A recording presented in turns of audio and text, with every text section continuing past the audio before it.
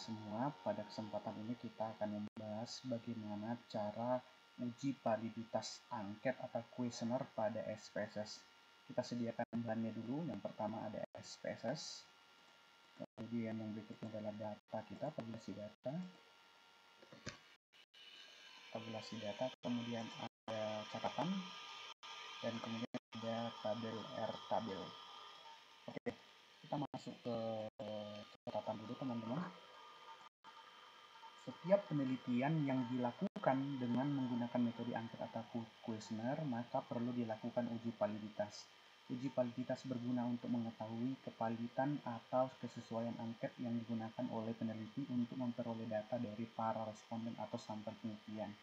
Uji validitas produk moment person correlation menggunakan prinsip mengkorelasikan atau menghubungkan antar masing-masing skor item atau soal dengan skor total yang diperoleh dari jawaban responden atas kuesioner.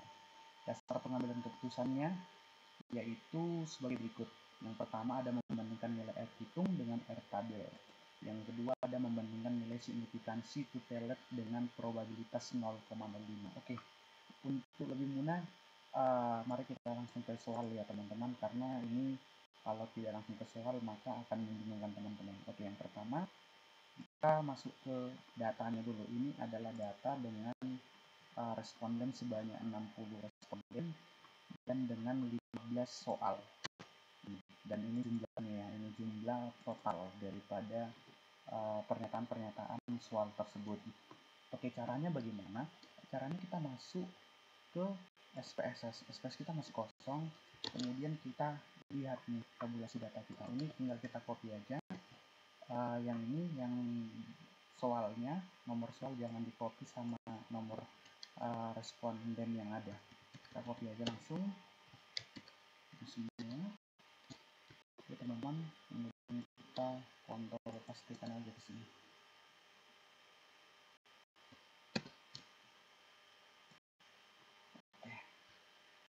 Oke, ini kan masih begitu acak sekali datanya.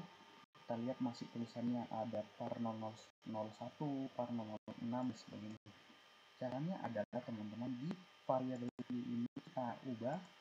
Ini kan kalau kita ubah satu-satu, item 1, item 2, soal 1, soal 2 misalnya gitu kan.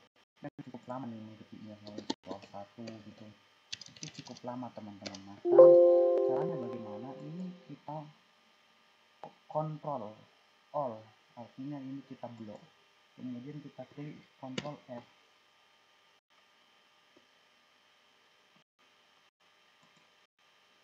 Setelah itu teman-teman, di sini kan kita lihat ada par 0, masukkan huruf besar semua, par 0 0 0 sebanyak 3 kali, kemudian ganti dengan item, karena item atau soal bisa juga soal 1, soal 2, soal 3, tapi kita buat item aja, kemudian replace all. Bagaimana dia sudah berubah ya teman-teman. Kemudian tutup, kemudian kita ke data view. Nah, dia sudah berubah, jadi tampilan data kita sudah halus. Tapi di sini kita ubah lagi. Ini kan item 16 bukan soal 16, tapi ini adalah total. Nah, ini totalnya. Yang lain abaikan aja. Ini adalah desimalnya, ini abaikan aja semuanya.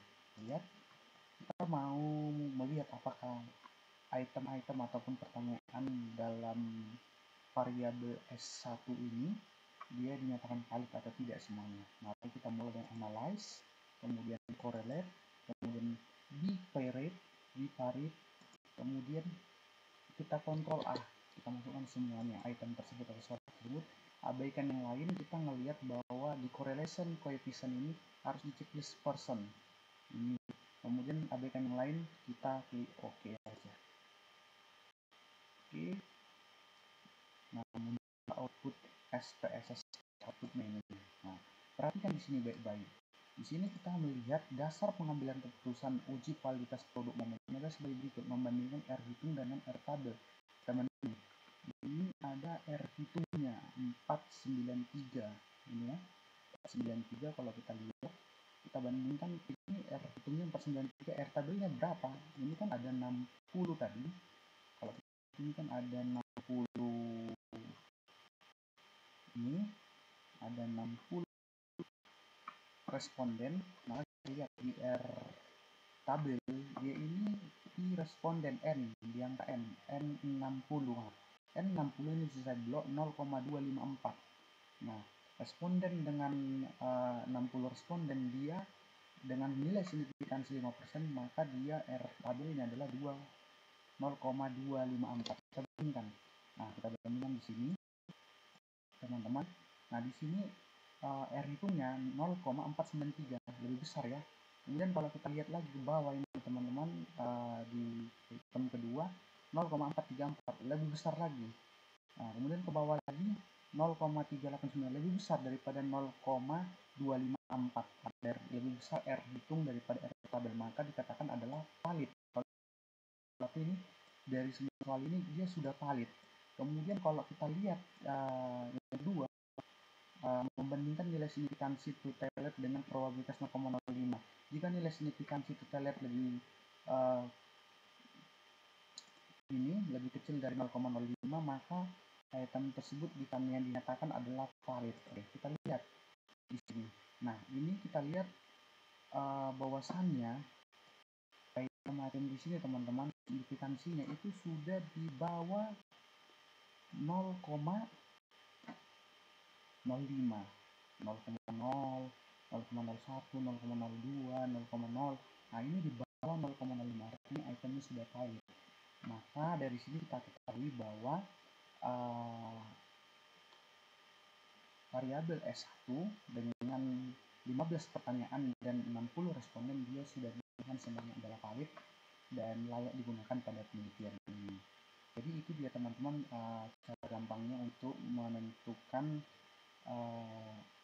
uji validitas pada SPSS atas angket atau kuesioner kita. Jadi jangan sampai bingung. Jika ada pertanyaan, teman-teman bisa langsung komen di bawah ini. Terima kasih dan semoga bermanfaat bagi teman-teman semua.